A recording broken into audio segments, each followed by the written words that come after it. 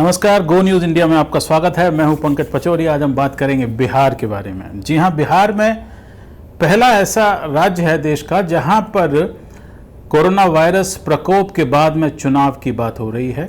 और ये चुनाव जो है अक्टूबर नवंबर में होना है। 2015 नवंबर में चुनाव हुए थे और वो काफ़ी चौंकाने वाले चुनाव थे, क्योंकि 2014 में भारतीय जनता पार्टी बहुत भारी बहुमत से जीत कर आई थी और उसके बाद में वो एक बड़ा चुनाव था जो कि वो हार गए थे। और उसका कारण था कि लालू प्रसाद यादव जेल से बाहर थे और उन्होंने बहुत जम करके प्रचार किया था। और पिछले कई साल से वो जेल में हैं, कभी अस्पताल में हैं, कभी जेल में हैं और वो चुनाव प्रचार नहीं कर पा रहे हैं। तो अब जो घड़ी है चुनाव की वो आ चुकी है और उस पर अब बातचीत भी होने लगी है कि चुनाव कैसे होगा। लोगों ने चुनाव की बात शुरू कर दी है और वहाँ पर नीतीश कुमार मुख्यमंत्री का कहना है कि ये चुनाव जो है डिजिटल पद्धति से होगा। चुनाव आयोग का कहना है कि चुनावों में कोई समस्या नहीं आएगी और वो कोविड महामारी के बावजूद अच्छी तरह से चुनाव करवा सकेंगे। उनका कहना ये है कि जब दक्षिण कोरिया में चुनाव हो सकते हैं तो बिहार में क्यों नहीं हो सकते। तो अब ये है कि बिहार डिजिटल कितना है कि चुनाव वो थोड़ा दूरी से हो जाएं और उसमें लोग जो हैं उनके ऊपर ऐसा कोई ख़तरा ना आए कि चुनाव के दौरान में रैलियां होती हैं, जो कि अभी पाबंदी है पूरे मुल्क में चुनावी रैलियों पर और राजनीतिक रैलियों पर। लेकिन उसके बावजूद उनका कहना है कि चुनाव समय पर होंगे। इलेक्शन कमीशन के जो अधिकारी हैं उनका भी कहना है कि कोई समस्या चुनाव करवाने में नहीं है और चुनाव होने चाहिए। तो किस तरह से चुनाव हो सकते हैं वहाँ पर, इस पर हम बात करते हैं। और पहले मोटी बात आपको ये बता दें कि चुनाव बिहार में कुल जो वोटर हैं उनकी संख्या 7 करोड़ 18 लाख है। 7 करोड़ 18 लाख वोटर हैं और चुनाव आयोग का कहना है कि कोई 1,40,000 पोलिंग बूथ यानी पोलिंग स्टेशंस जो है वो करेंगे इनके लिए, ताकि दूर दूर तक हट करके चुनाव जो है वो करवाए जा सकें और लोगों को ख़तरा जो है ना हो। अब कहा यह भी जा रहा है कि एक पोलिंग बूथ पर सिर्फ 1,000 लोग जाएंगे और जो विपक्षी दल हैं उनका ये कहना है कि इससे सिर्फ उन दलों को फ़ायदा होगा जिनके पास में पैसा है, जिससे उनकी मुराद जो है भारतीय जनता पार्टी और जेडीयू के बारे में है। तो ये बहस जो है वो बिहार में चल निकली है। और लेकिन बिहार में डिजिटल चुनाव कैसे हो सकता है, ये इसके ऊपर आज हमारी नज़र है। हिंदुस्तान में हम ये समझते हैं कि हर एक व्यक्ति जो है उसके पास में फ़ोन है और फ़ोन के ज़रिए उसके पास में हर तरह की जानकारी जो है पहुंचाई जा सकती है, जिसमें कि चुनावी जानकारी भी शामिल है। लेकिन बिहार में ऐसा नहीं है। बिहार देश का तकरीबन सबसे गरीब राज्य है। बिहार की जो पर कैपिटा इनकम है वो आप समझ लीजिए कि कोई 44,000 रुपये के आसपास है, यानी कि प्रति व्यक्ति आय जो है वो 44,000 रुपये के आसपास है, जबकि पूरे देश में ये जो आंकड़ा है ये 1 लाख से ऊपर का है। तो आप समझ सकते हैं कि जितनी देश की प्रति व्यक्ति आय है, बिहार की आय उससे 44,000 उससे आधी है, आधी से भी कम है। और इसीलिए बिहार के लोग, जैसा आपको मालूम है, दूसरे राज्यों में जाते हैं, वहाँ पर नौकरियाँ करते हैं। और कोविड के प्रकोप के बाद में, लॉकडाउन के बाद में सबसे ज़्यादा लोग वापस जो पहुँचे हैं वो बिहार पहुँचे हैं और बिहार का जो पड़ोसी पूर्वी उत्तर प्रदेश है वहाँ पर पहुँचे हैं। तो ये सब लोग जो हैं, तो ये हालात उस राज्य के हैं। लेकिन आपको जानकर ये आश्चर्य होगा, जो नए आंकड़े सामने आए हैं सरकार ने खुद जारी किए हैं, उसमें बिहार में लॉकडाउन के बाद में आप समझ सकते हैं कि लोगों के पास में फ़ोन लगातार कम होते जा रहे हैं, क्योंकि उनकी आमदनी कम होती जा रही है। एक छोटी सी नज़र देखिए, जो नया आंकड़ा जुलाई में जारी किया है TRAI ने, telecom regulatory authority of India ने, उससे आपको ये खबर मिलेगी और ये जानकारी मिलेगी कि मार्च 20 में वहाँ पर 8 करोड़ 47 लाख टेलीफोन सब्सक्राइबर थे, जो घट करके 8 करोड़ 34 लाख रह गए हैं। यानी कि 12,47,000 सब्सक्राइबर बिहार में जो हैं वो कम हो गए हैं। और आप समझ सकते हैं कि ये आंकड़ा जो है कि कुल 7 करोड़ 18 लाख वोटर हैं। तो आप देख सकते हैं कि हर एक वोटर के पास में अगर बांट भी दिया जाए तो एक एक फ़ोन है। लेकिन इसमें सबसे बड़ी बात जो है वो ये पकड़ में नहीं आती है कि बिहार में हालांकि फ़ोन कम हैं, लेकिन बिहार के जो ग्रामीण इलाके हैं, जो रूरल इलाके हैं, उसमें सिर्फ 40% जो है लोगों के पास में फ़ोन है या कनेक्टिविटी है, सिर्फ 40%। 60% की बात कुछ नहीं है।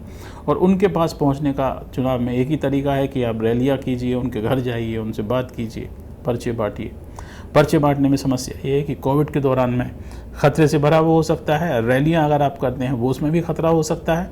तो ये हालात जो हैं ये बिहार के हैं। तो इसको देखते हुए भारतीय जनता पार्टी ने ऐलान किया है कि वो बहुत बड़ा डिजिटल कैंपेन वहाँ पर करेंगे।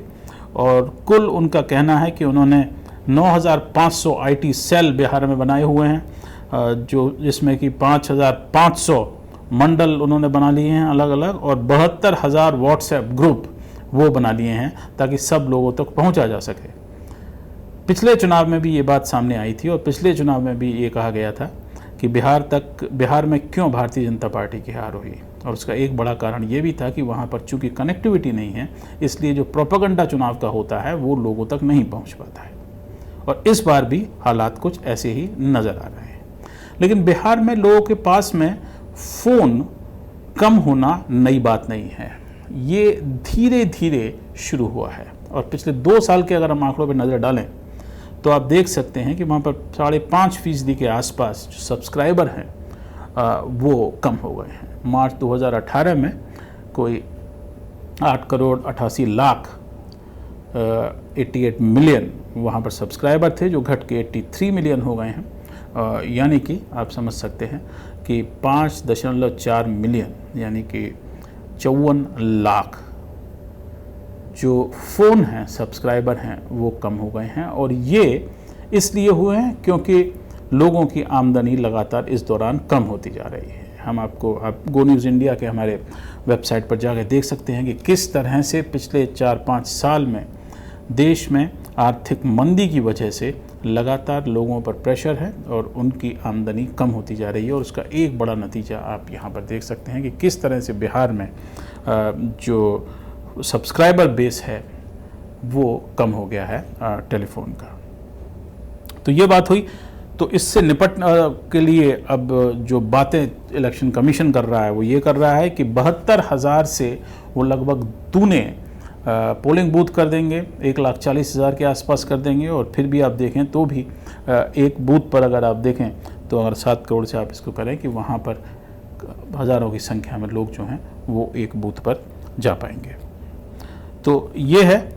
और इलेक्शन कमीशन ने ये भी कहा है कि जो लोग कोविड से प्रभावित हैं, संक्रमित हैं, वो पोस्टल बैलेट के ज़रिए वोट डाल सकते हैं। तो कुल अगर देखा जाए तो बिहार में 48,000 से ज़्यादा लोग जो हैं वो संक्रमित हैं कोरोना वायरस से, और 282 की वहाँ पर मौत हो चुकी है। तो ये स्थिति है। अब हम अगर पूरे मुल्क के ऊपर नज़र डालते हैं तब हमें मालूम पड़ता है कि बिहार में जो कनेक्टिविटी है, जो डिजिटल कनेक्टिविटी बिहार में है, उसके हालात क्या हैं। एक नज़र इस पर डालिए आप, तो आपको मालूम पड़ेगा कि बिहार जो है वो सबसे गया गुजरा राज्य पूरे मुल्क में है। ये टेली डेंसिटी है और ये 30 अप्रैल के आंकड़े हैं।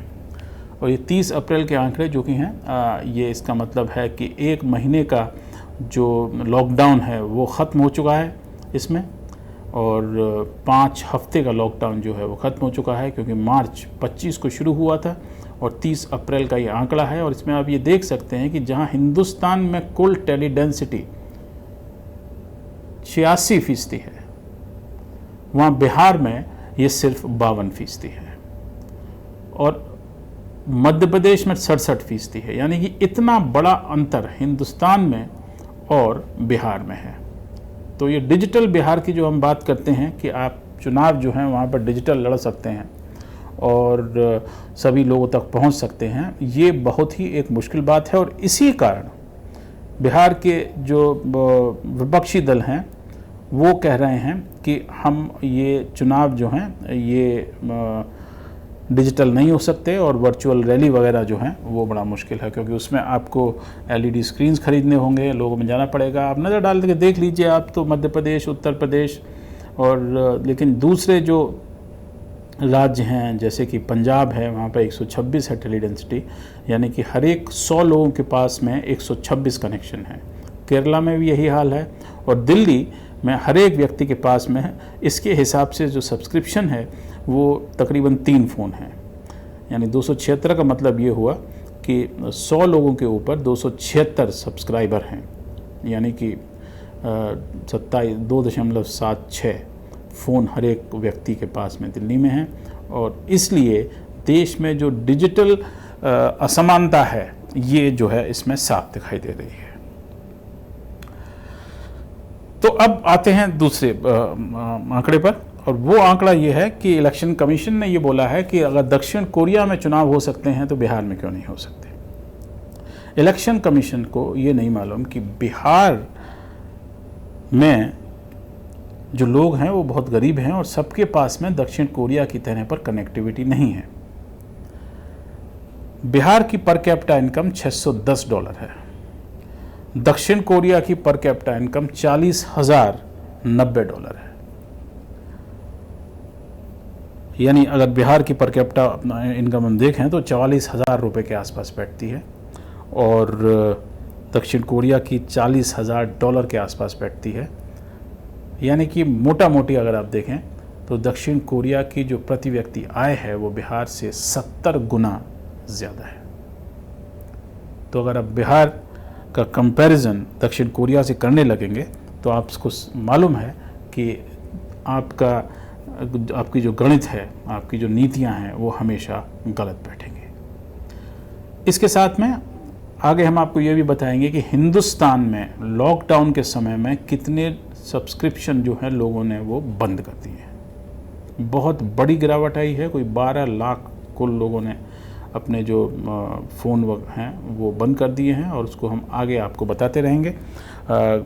लेकिन बिहार का डिजिटल होना और डिजिटल चुनाव बिहार में करवाना, ये आप अगर कह सकते हैं तो ये बहुत सटीक और बहुत ही गंभीरता से लेने की बात है, क्योंकि जनमत हिंदुस्तान में जो है वो तब तक पूरा नहीं होता जब तक हर एक वोटर के पास में खबर नहीं पहुंच जाती, उसको इस बात का इम्कान नहीं हो जाता कि कौन अच्छी सरकार चला सकता है, कौन बुरी सरकार चला सकता है, किसको वोट देना है, किसको वोट नहीं देना है। और जब तक वो संभव नहीं है तो चुनाव करवाना भी एक तरह से वहाँ पर अच्छी बात नहीं होगी। और ख़ासकर कि चुनाव से ठीक पहले अभी आप देखें तो बिहार में भारी बाढ़ का माहौल भी चल रहा है। तो इस तरह की खबरें और इस तरह के तथ्यपरक आंकड़े आप गो न्यूज़ इंडिया पर देख सकते हैं। हमारी वेबसाइट पर जा सकते हैं gonewsindia.com पर, हमारे फेसबुक पर जा सकते हैं, यूट्यूब पर जा सकते हैं, ट्विटर पर जा सकते हैं, और साथ ही वहाँ पर आपको ये मौका भी मिलेगा कि आप हमारी मदद जो है वो कर सकते हैं, और ताकि हम आपको इस तरह की खबरें लगातार लाते रहें। आज इतना ही, नमस्कार।